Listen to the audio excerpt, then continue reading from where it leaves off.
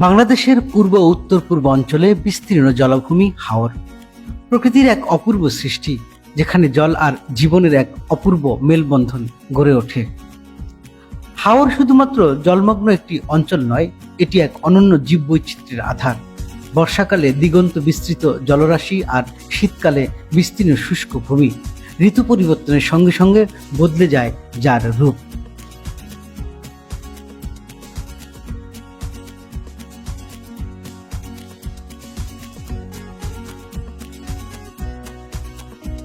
এখানে পাওয়া যায় শতাধিক প্রজাতির মাছ, বিভিন্ন জলজ উদ্ভিদ এবং অসংখ্য পরিযায়ী পাখি।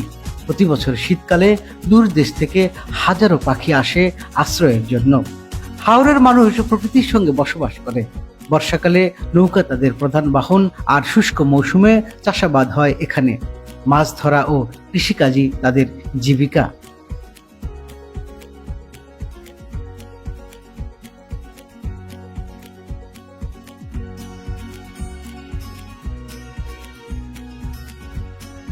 তবে হাওরবাসীর জীবন সহজ নয়। প্রতি বছর বন্যা ও নদী ভাঙন তাদের জীবন কঠিন করে তোলে। অপরিকল্পিত বাঁধ নির্মাণ, জলবায়ু পরিবর্তন ও জলজ সম্পদ কমে যাওয়ায় হাওরের অস্তিত্বের জন্য হুমকি হয়ে দাঁড়িয়েছে। হাওর সংরক্ষণের জন্য নেওয়া হচ্ছে নানা উদ্যোগ।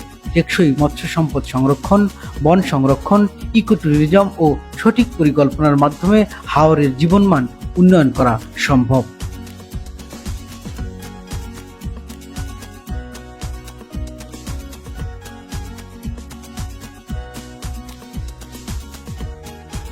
বাংলাদেশের হাওর শুধু একটি জলাভূমি নয়, এটি আমাদের প্রাকৃতিক ঐতিহ্য।